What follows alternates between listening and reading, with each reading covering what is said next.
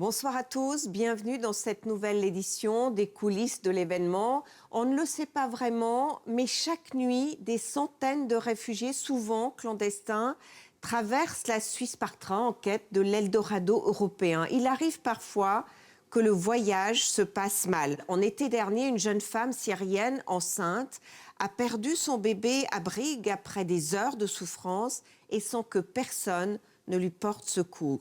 L'affaire avait ému toute la Suisse. Sommes-nous devenus inhumains ou simplement dépassés? Les coulisses de l'événement ont reconstitué l'histoire de la famille de Souha. Louis Lema, Frédéric Chauffat.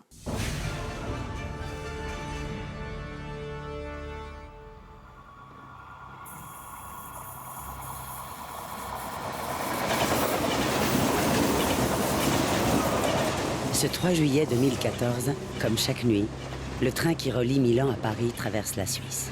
Il est impossible d'y monter ou d'en descendre, seuls les arrêts techniques rythment le voyage. Dans ce train, des touristes et des migrants. Parmi ces voyageurs, la famille Jnaïd. Souha et Omar ont 3 enfants, Mohamed, Malek et Ahmed. Souha, la mère, est enceinte de 7 mois. Enfin, le calvaire touche à sa fin. Dès demain, ils pourront rejoindre des proches, réfugiés en Allemagne.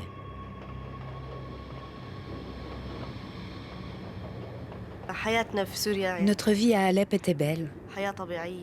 Une vie normale, comme n'importe quelle famille. Nous vivions heureux et en sécurité, jusqu'à ce que la guerre arrive.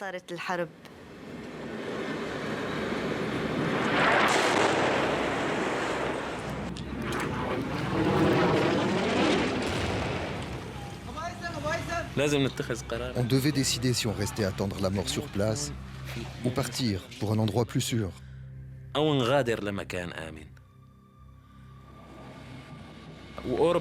L'Europe exige un visa et tu ne peux y entrer que de manière illégale. Avant d'avoir peur pour moi, j'ai surtout eu peur pour mes enfants. On allait vers la mer, c'était aussi rencontrer la mort.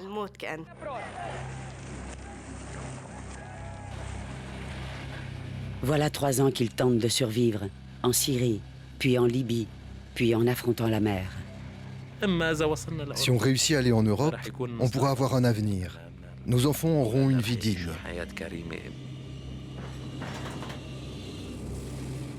Avec la famille Jnaïd, des parents, des frères et d'autres Syriens rencontrés sur la route.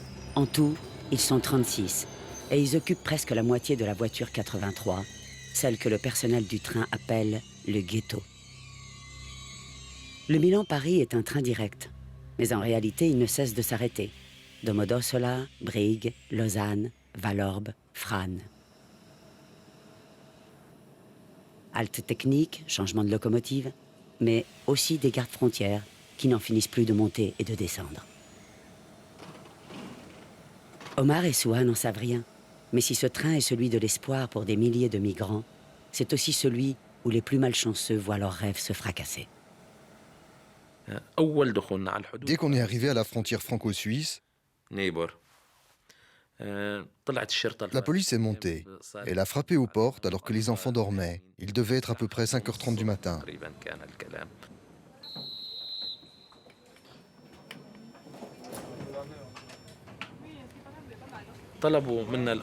Ils nous ont demandé nos papiers. Je leur ai dit qu'on était syriens et qu'on allait en Allemagne. On n'a pas de papiers, juste les passeports syriens. Il a dit non, vous n'avez pas le droit de traverser le territoire français. Je lui ai dit, on ne va pas rester sur le territoire français. Si votre peur, c'est qu'on reste et qu'on devienne des immigrants illégaux, considérez-nous comme des invités. Et nous allons continuer notre route vers l'Allemagne. Ils nous ont fait descendre du train. Frasnes, première gare française après la frontière suisse. 6 heures du matin, c'est la fin du voyage pour la famille Jnaïd. Elle n'a pas de visa. Le projet de rejoindre leurs proches en Allemagne s'évanouit. Selon les accords de réadmission en vigueur, les 36 Syriens doivent être renvoyés vers le dernier pays traversé, en l'occurrence, la Suisse. Avant de savoir que j'étais enceinte d'une fille, tous ensemble, avec les enfants, on avait décidé, si j'ai une fille, je l'appellerai Sarah.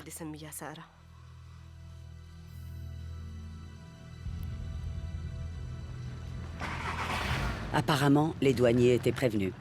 3 camionnettes attendent le groupe à leur descente du train.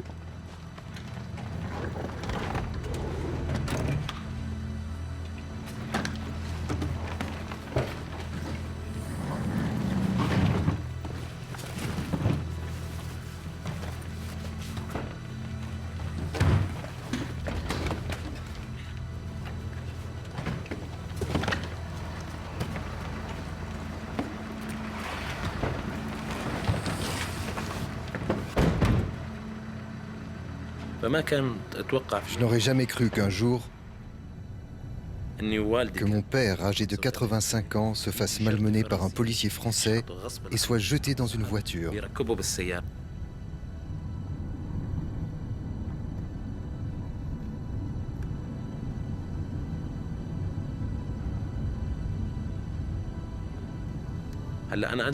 Je me suis dit que je me plaindrais à la police suisse du mauvais comportement de la police française. Dès qu'ils sont descendus de la voiture et qu'ils nous ont remis à la police suisse, j'ai vu comment ils se saluaient. Et je me suis dit, c'est fini pour toi, mon garçon. Ne dis rien, c'est mieux. Messieurs, bonjour. L'un après l'autre, les 36 Syriens sont amenés dans la douane de Vallorbe pour être identifiés. Avant d'être embarqués dans 6 fourgons suisses, direction Brigue, d'où ils seront expulsés en Italie. Ils nous ont demandé nos empreintes. Nom, prénom? Pour ceux qui ont obéi, c'était bon. Mais ceux qui ont refusé, 2 policiers suisses les tenaient, un de chaque côté, et ils leur prenaient les empreintes malgré eux.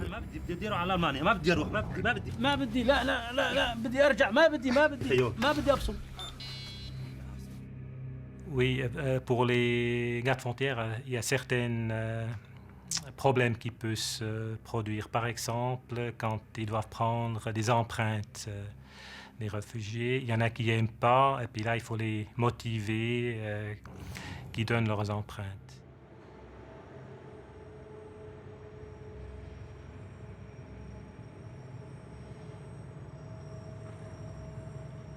Ils nous ont pris les empreintes et ils nous ont fait monter dans les voitures.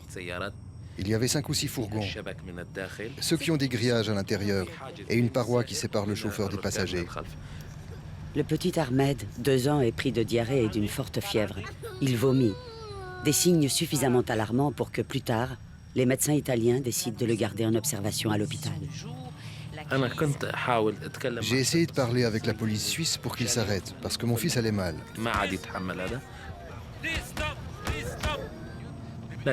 Mais aucune réponse, rien du tout. Comme si on n'existait pas. La famille n'a jamais eu l'intention de demander l'asile en Suisse. L'Italie a omis d'enregistrer les 36 Syriens à leur arrivée, les plaçant de fait dans une zone grise juridique. Il est maintenant passé midi dans les 6 fourgons qui les ramènent à Brigue. On a proposé quelques biscuits aux enfants. La famille n'a rien mangé, rien bu depuis la veille. Soua est épuisée. Elle s'inquiète pour son petit garçon. La seule pause du trajet est filmée par un cousin de Omar sur son téléphone portable.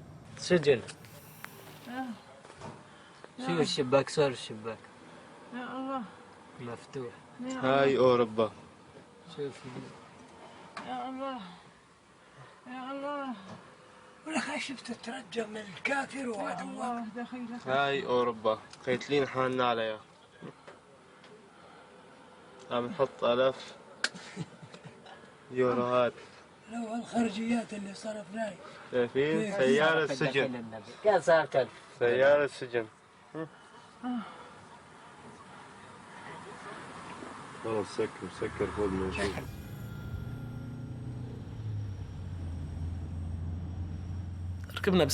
Nous sommes remontés dans les fourgons en direction d'une gare. On ne savait pas où on allait.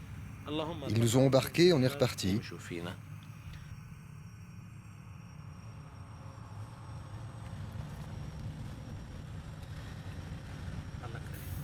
Un peu après 14 heures, Soua commence à sentir de violentes contractions. Une demi-heure avant d'arriver, ma femme a commencé à sentir des douleurs. Elle m'a dit « Omar, je me sens pas bien ». Je l'ai rassuré. Ne t'en fais pas, on va arriver. On te trouvera un médecin qui t'examinera. Mais Omar se trompe. La visite d'un médecin n'est pas au programme à Brigue. Ce qui est prévu, c'est que les Syriens prennent le train de 14h44 pour retourner en Italie.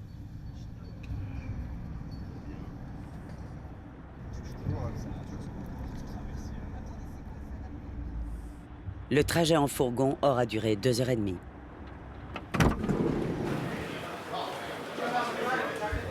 Le train vers Domodossola est parti sans eux. Ces voyageurs non annoncés étaient trop nombreux et on n'a pas réussi à leur affréter un wagon entier. À Brigue, c'est le branle-bas de combat. Les douaniers s'activent pour être sûrs que les 36 Syriens pourront être placés dans le prochain train, celui qui doit partir 2 heures plus tard. 2 heures d'attente supplémentaires, pendant lesquelles on les confine dans les bureaux des gardes frontières, à côté du quai, à l'abri des regards.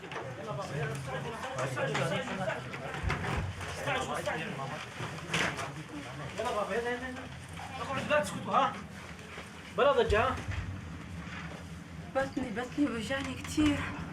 الله يخليك سلام. شوف احكي معاهم بدي يجيبوا شي دكتور شي شغله المرة بدها تولد. الله يخليك سألوا هلا. بطني بوجعني كثير. معي معهس.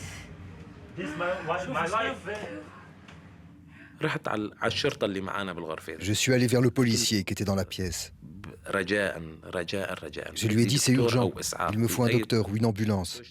Ma femme est enceinte, elle a besoin de soins d'urgence. Il a ignoré ma demande, ça ne l'intéressait pas.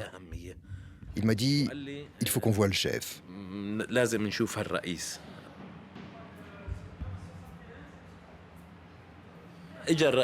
Le chef est arrivé. Je lui ai demandé une ambulance ou un docteur. Il ne m'a pas répondu.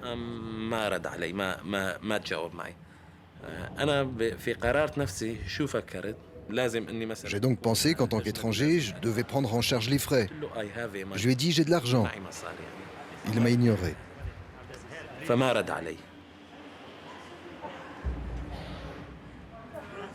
طيب تعال بدي اشوفك يا امي راح مني الولد وانا اعمل وكيل حسبي يا امه شو تسوي يا امه فين ابني يا امه فين ابني يا امي راح مني الولد شو صار فيك يا امه شو صار فيك راح مني الولد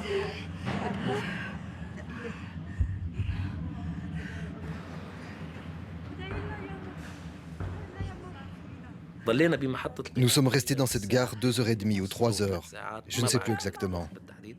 Ma femme saignait, ils ont refusé de nous apporter des soins. Quand le train est arrivé, j'ai demandé un brancard pour ma femme. Elle ne peut plus marcher. Ils ont refusé.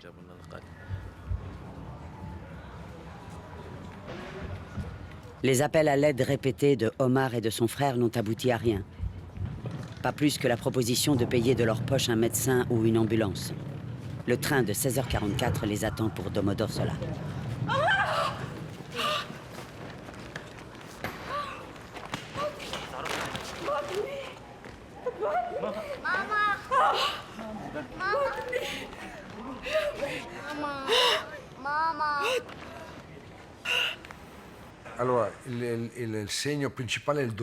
Le signe principal est une douleur très violente, comme un coup de poignard dans le ventre qui provoque chez la femme une douleur terrible. Et en même temps, le vagin subit une grosse perte de sang qui peut aller jusqu'à 2 litres. On voit la femme qui devient très pâle et qui peut immédiatement s'écrouler à terre. La vie de la mère est en danger, car dans le cas d'un décollement du placenta, on peut perdre le fœtus, on peut perdre la maman, comme on peut perdre le fœtus et la maman. C'est donc un cas d'extrême danger. L'hôpital de Brigue se dresse à 300 mètres de la gare. Et pourtant, il restera hors d'atteinte.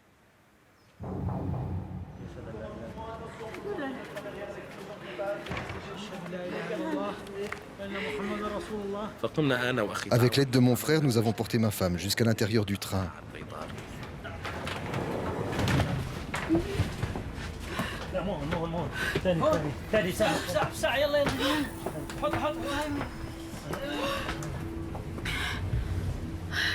Voilà plus de 10 heures que la famille Jneid est entre les mains des douaniers.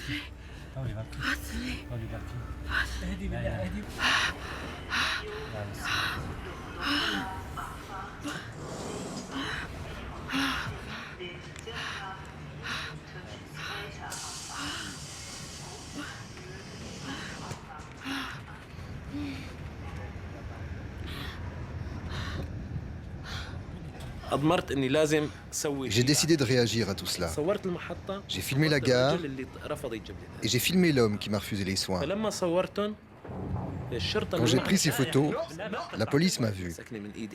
Un m'a fait une clé de bras et l'autre me tenait par la nuque.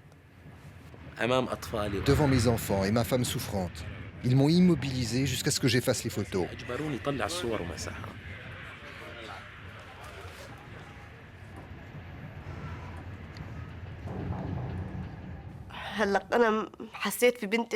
J'ai senti que ma fille était perdue quand j'étais dans la gare suisse. Dans les derniers moments, j'ai senti que dans mon ventre, il n'y avait plus de présence. C'est à ce moment-là que je l'ai su, avant même d'arriver à l'hôpital, avant même que le docteur ne me dise que l'enfant dans mon ventre était mort. Je le savais avant que le médecin me l'annonce. C'était juste là, comme on peut le voir sur les photos, qu'est arrivé le train régional en provenance de la Suisse. C'était 17h15, 17h20, avec environ 40 personnes à son bord. Les policiers italiens les attendaient. Quand l'épouse d'Omar est descendue, elle se sentait vraiment mal. Elle avait des taches de sang dues à une hémorragie. La police a donc immédiatement appelé une ambulance qui l'a amenée à l'hôpital.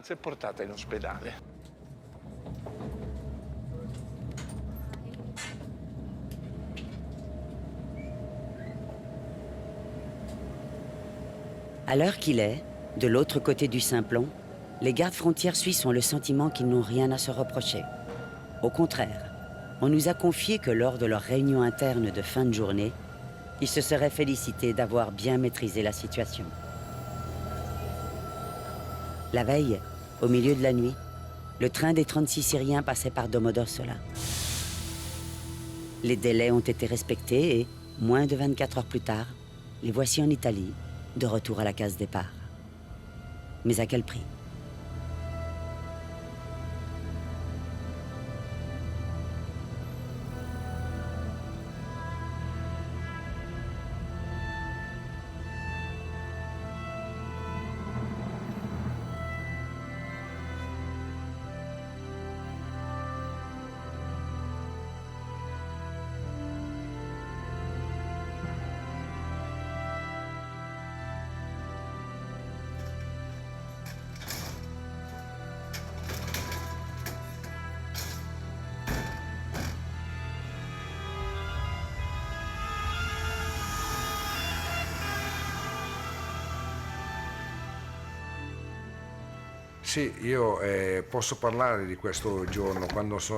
Oui, je me souviens de ce jour où sont arrivés ces réfugiés syriens, car j'ai été appelé à l'hôpital.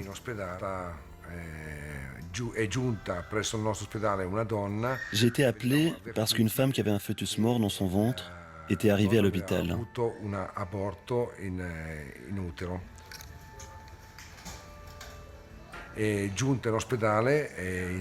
Arrivé à l'hôpital, avec mon collègue obstétricien, nous avons accouché le fœtus qui était déjà mort en arrivant ici.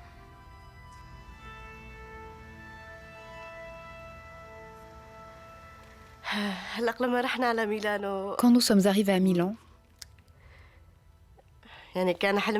notre rêve était d'aller en Allemagne et de recommencer une nouvelle vie après toutes les souffrances qu'on a vécues.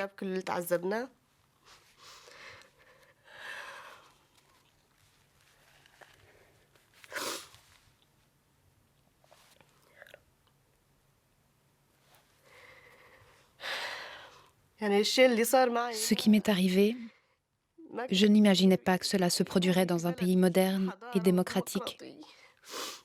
Mais ainsi soit-il.